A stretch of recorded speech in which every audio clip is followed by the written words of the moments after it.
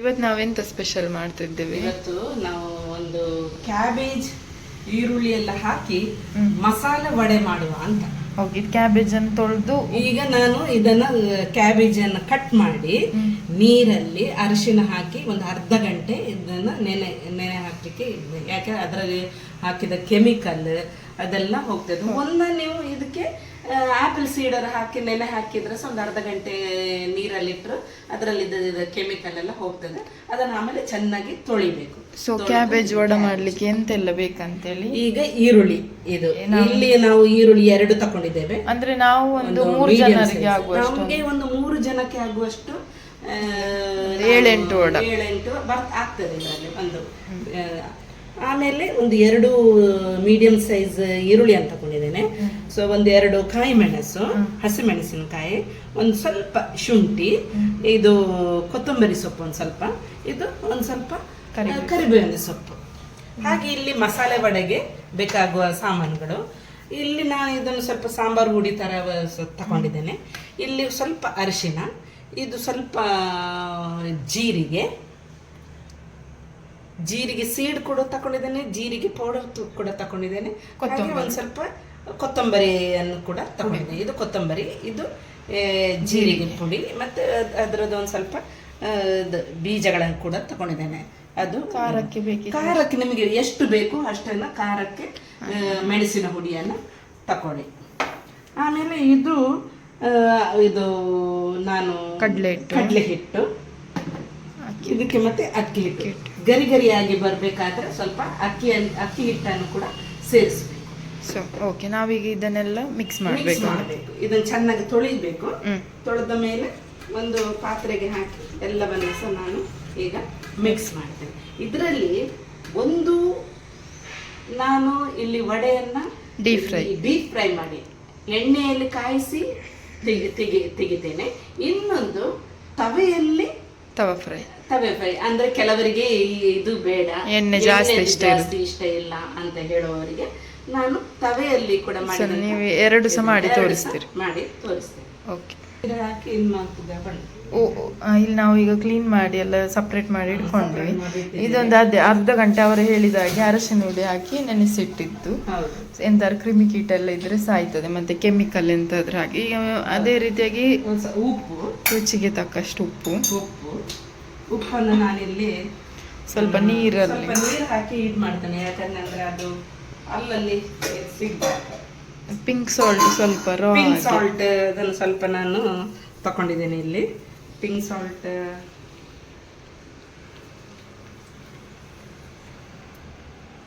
Salt ಅನ್ನು ಹಾಕ್ತೇನೆ. ಮತ್ತೆ ರುಚಿಗೆ ತಕ್ಕಷ್ಟು ಉಪ್ಪಲ್ಲ, ಬೇಕಿದ್ರೆ ಜಾಸ್ತಿ ಇದು ಮಾಡ್ಬೋದು ಕೆಲವರಿಗೆ. ಇಲ್ಲಿ ನಾನು ಈರುಳ್ಳಿಯನ್ನು ಕೂಡ ಹಾಕ್ತೇನೆ. ಎಲ್ಲ ಕಾಯಿ ಮೆಣಸು, ಒಂದು ಸ್ವಲ್ಪ ಶುಂಠಿ, ಕೊತ್ತಂಬರಿ ಸೊಪ್ಪು, ಕರಿಬೇವಿನ ಸೊಪ್ಪು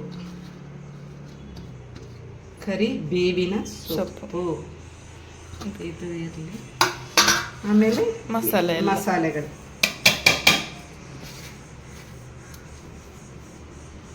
ಮಸಾಲೆ ಎಷ್ಟು ಬೇಕು ಅಷ್ಟು ಹಾಕಿದ್ರೆ ಒಳ್ಳೆ.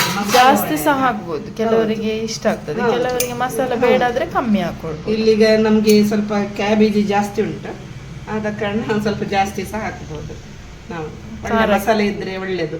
ಇದು ಸಂಜೆಯ ಟೀಗೆ ಒಳ್ಳೇದಾಗ್ತದೆ. ಟೀ ಮಳೆ ಬರುವಾಗ ಅದರಲ್ಲಿ ಸಹ ಒಳ್ಳೇದಾಗ್ತದೆ. ಇದು ಖಾರಕ್ಕೆ ಅನುಗುಣವಾಗಿ ಖಾರದ ಹುಡಿ ಹಾಕಿದ್ದೇನೆ ನಾನು, ಮೆಣಸಿನ ಹುಡಿ. ಸ್ವಲ್ಪ ಚೆನ್ನಾಗಿ ಮಿಕ್ಸ್ ಮಾಡಿ ಆಮೇಲೆ ಎಷ್ಟು ಬೇಕೋ ಅಷ್ಟನ್ನು ಇದು ಫಸ್ಟಿಗೆಲ್ಲ ಮಸಾಲೆ ಎಲ್ಲ ಚೆನ್ನಾಗಿ ಎಳೀಲಿ. ಇದರಲ್ಲಿ ಇಡಬೇಕು ಇದನ್ನೀಗ ಅಲ್ಲ, ಇದನ್ನೆಲ್ಲ ಇದು ಚೆನ್ನಾಗಿ ಕಲಿಸ್ಕೊಳ್ತೇನೆ ನಾನು. ಯಾಕೆಂದ್ರೆ ಒಂದೇ ಥರ ಅದ್ರ ಕ್ಯಾಬೇಜ್ ಎಲ್ಲ ಇಲ್ಲದಿದ್ದರೆ ಅದು ಕ್ಯಾಬೇಜ್ ಮಸಾಲೆ ಎಲ್ಲ ಎಳೆಯುವುದು ಸ್ವಲ್ಪ ಕಷ್ಟ ಅಲ್ಲ. ಅದಕ್ಕೆ ಅದನ್ನು ಚೆನ್ನಾಗಿ ನಾವು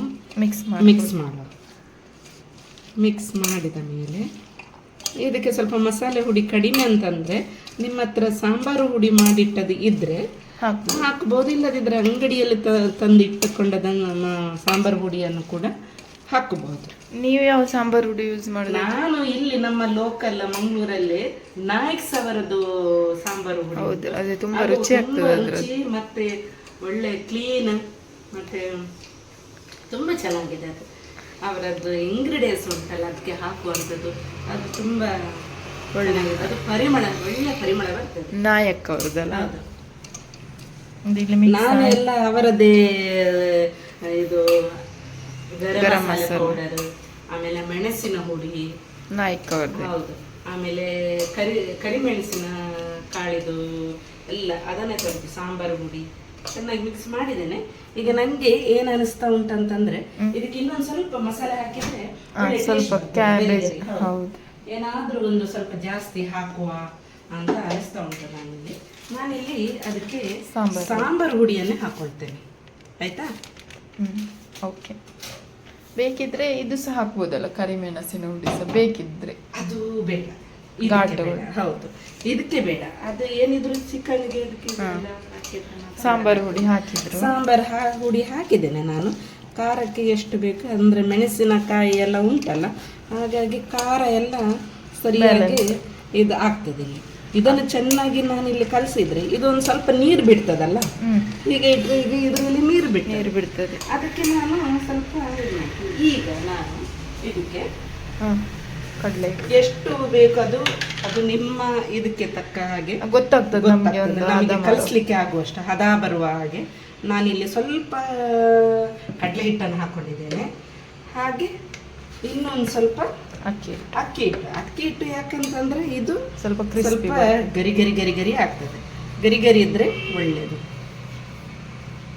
ಮತ್ತೆ ಇದರಲ್ಲಿ ತವಾದಲ್ಲಿ ನಾವು ರೊಟ್ಟಿ ತರ ತಟ್ಟಿ ಮಾಡುವಾಗ ಅಕ್ಕಿ ಹಿಟ್ಟು ಇದ್ದಿದ್ರೆ ಒಳ್ಳೆ ಗರಿ ಗರಿ ಬರ್ತದೆ. ಚೆನ್ನಾಗಿ ಕಲಸಿಡುವ. ಯಾಕಂದ್ರೆ ಇದು ಇಲ್ಲೇ ಸ್ವಲ್ಪ ನೀರು ಬಿಡ್ತದೆ. ಒಂದು 5 ನಿಮಿಷ ನಾವು ಇಡಬೇಕಿದೆ. ಸ್ವಲ್ಪ ಮುಚ್ಚಿಡುವ. ಮುಚ್ಚಿಟ್ರೆ ಅದಲ್ಲಿ ನೀರು ಬಿಡ್ತದೆ. ಮತ್ತೆ ನಮಗೆ ಬೇಕಿದ್ರೆ ಒಂದು ಸ್ವಲ್ಪ ಕಡಲೆ ಹಿಟ್ಟ ಅಕ್ಕಿ ಹಿಟ್ಟ ಸೇರಿಸಿ ಹದಕ್ಕೆ ಮಾಡಿಕೊಂಡ್ರೆ ಸಾಕು. ಇದೀಗ ಮಸಾಲೆ ವಡೆಗೆ ಇದು ಸಾಮಗ್ರಿ ರೆಡಿ ಆಗಿದೆ. ಸೊ ನಾವಿಲ್ಲಿ ಒಂದು ವಡೆ ಮಾಡಲಿಕ್ಕೆ ಕ್ಯಾಬೇಜ್ ವಡೆ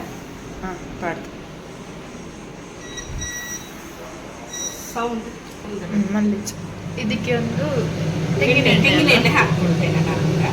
ಎಣ್ಣೆ ಬಾಣಲೆ ಬಿಸಿಯಾಗಿದೆ. ಇದಕ್ಕೆ ನಾನು ತೆಂಗಿನ ಎಣ್ಣೆ ಹಾಕ್ತಾ ಇದ್ದೇನೆ. ಇದು ತೆಂಗಿನ ಎಣ್ಣೆ ಸ್ವಲ್ಪ ನೀರು ಬಿಟ್ಟಿದ್ದ. ಹೌದು, ಯಾಕೆಂದ್ರೆ ಕ್ಯಾಬೇಜ್ ಅದು ನೀರು ಬಿಡ್ತದೆ ಅಂತ ಹೇಳಿದ್ದೇನಲ್ಲ, ಸ್ವಲ್ಪ ನೀರು ಬಿಟ್ಟಿದೆ. ಅದಕ್ಕೆ ಒಂದು ಸ್ವಲ್ಪ ಇನ್ನು ಸ್ವಲ್ಪ ಗರಿ ಗರಿ ಆಗಲಿಕ್ಕೆ ನಾನಿಲ್ಲಿ ಅಕ್ಕಿ ಹಿಟ್ಟನ್ನು ಹಾಕೊಳ್ತಾ ಇದ್ದೇನೆ. ಅಕ್ಕಿ ಹಿಟ್ಟು 1 ಸ್ಪೂನ್ನಷ್ಟು ಅಕ್ಕಿ ಹಿಟ್ಟು ಹಾಕ್ತೇನೆ. ಗರಿ ಗರಿ ಬರ್ತದೆ. ಸ್ವಲ್ಪ ಗರಿ ಗರಿ ಬಂದರೆ ಒಳ್ಳೆಯದು, ಟೇಸ್ಟ್ ಆಗಿರ್ತದೆ. ಈಗ ಮಿಕ್ಸ್ ಆಗಿದೆ. ಒಂಚೂರು ಅಕ್ಕಿ ಹಿಟ್ಟು ಅದೇ ಎಣ್ಣೆ ಬಿಸಿ ಆಗ್ತಾ ಉಂಟು ಆ ಕಡೆಯಿಂದ. ಅಕ್ಕಿ ಹಿಟ್ಟು ಆದ ಮೇಲೆ ಈಗ ಹಾಕಿದ ಮೇಲೆ ಚೆನ್ನಾಗಿ ಒಂದ್ಸಲ ಮಿಕ್ಸ್ ಮಾಡಿದರೆ ಮಿಕ್ಸ್ ಮಾಡೋದು. ಆಮೇಲೆ ಬಾಣಲೆಯಲ್ಲಿ ಇದು ವಡೆ ಹಾಕಿದರೆ ಸಾಕು. ಚೆನ್ನಾಗಿ ಎಣ್ಣೆ ಬಿಸಿ ಆಗಲಿ, ಆಯಿತಾ?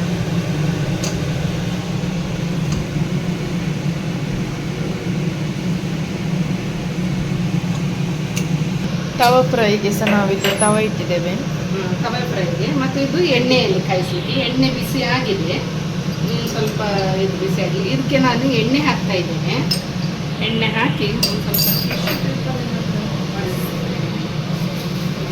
ಒರೆಸ್ತೇನೆ. ಟಿಶ್ಯೂ ಪೇಪರಲ್ಲಿ ಸ್ಪ್ರೆಡ್ ಮಾಡಿದ್ದೇನೆ ಎಣ್ಣೆಯನ್ನು. ಇದಕ್ಕೆ ಎಣ್ಣೆ ಹಾಕ್ತೇನೆ ನಾನು.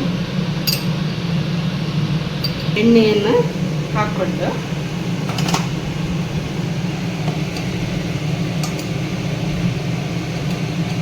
ಸಣ್ಣ ಸಣ್ಣ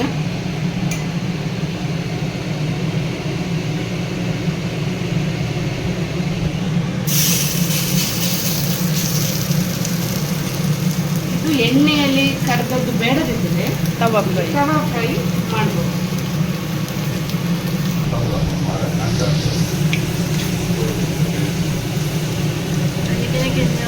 ಚಿಕ್ಕ ಚಿಕ್ಕ ಉಂಡೆ ಮಾಡಿ ಹಾಕಿದ್ರೆ ಆಯ್ತಲ್ಲ. ಹೌದು, ಮಸಾಲೆ ಎಣ್ಣೆ ಬಿಸಿ ಆಗಿದೆ.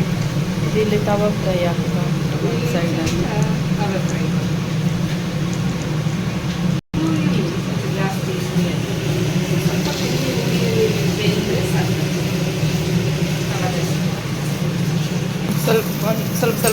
ಹಾಕ್ಬೇಕಲ್ಲ. ಹೌದು.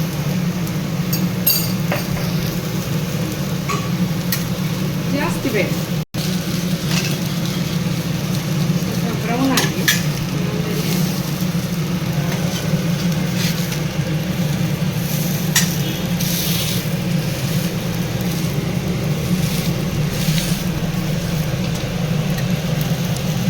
ಅದು ಸ್ವಲ್ಪ ನಿಧಾನ ಬೇಯಬೇಕಲ್ಲ. ಸ್ವಲ್ಪ ನಿಧಾನ ಒಳ್ಳೆ ಬ್ರೌನ್ ಕಲರ್ ಆಗೋ ಹಾಗೆ ಮಾಡಿದ್ರೆ ಒಳ್ಳೆದು. ಇಲ್ಲದಿದ್ರೆ ಜೋರಾಗಿ ಫ್ಲೇಮ್ ಇಟ್ಟರೆ ಸಲಕ್ಕೆ Current ಒಳಗಡೆ ಬೇಯುವುದಿಲ್ಲ.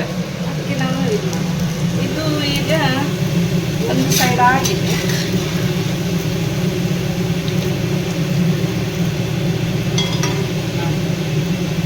ಸರಿಯಾಗಿದೆಲ್ಲ, ಕ್ರಿಸ್ಪಿಯಾಗಿ ಬಂದಿದೆ.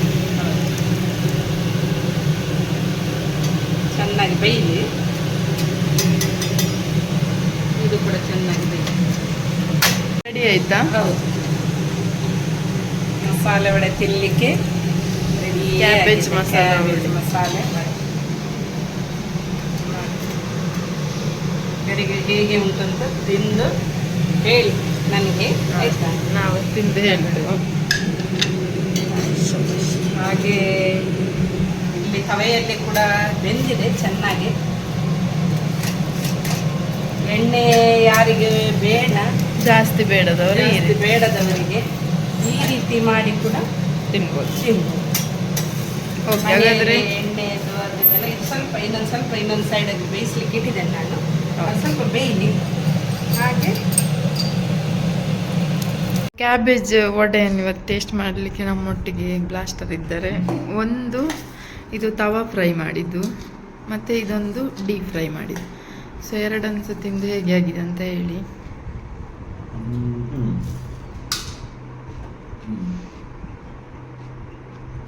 ಒಳ್ಳೆ ಉಂಟು, ಕ್ರಿಸ್ಪೀಸ್ ಉಂಟು, ಅದು ಸಹ ತಿಂದು. ಬಟ್ ಅದು ಆಯಿಲ್ ಫೀಲ್ ಸಿಗ್ತದೆ.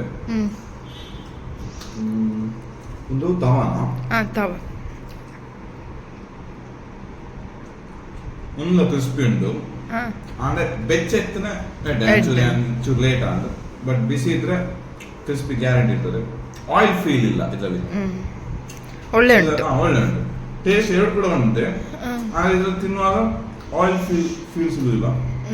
ಇದ್ರಲ್ಲಿ ಮಾತ್ರ ಕ್ಲೀನ್ ಆಯಿಲ್ ಫೀಲ್ಸ್ ಇತ್ತು ಅಷ್ಟೇ, ಡಿಫ್ರೆನ್ಸ್ ಅಷ್ಟೇ. ಸೊ ನಾನು ಸಹ ತಿಂದೆ, ಇದು ಒಳ್ಳೆ ಕ್ರಿಸ್ಪಿಯಾಗಿ ಟೇಸ್ಟಿಯಾಗಿ ಬಂದಿದೆ. ಸೊ ನೀವೆಲ್ಲರೂ ಸಹ ಮನೆಯಲ್ಲಿ ಒಂದ್ಸತಿ ಟ್ರೈ ಮಾಡಿ ನೋಡ್ಬೋದು. ವಿಡಿಯೋನ ಸ್ಕಿಪ್ ಮಾಡದೆ ಎಂಡವರೆಗೆ ನೋಡಿದ್ದಕ್ಕೆ ಥ್ಯಾಂಕ್ ಯು ಸೋ ಮಚ್.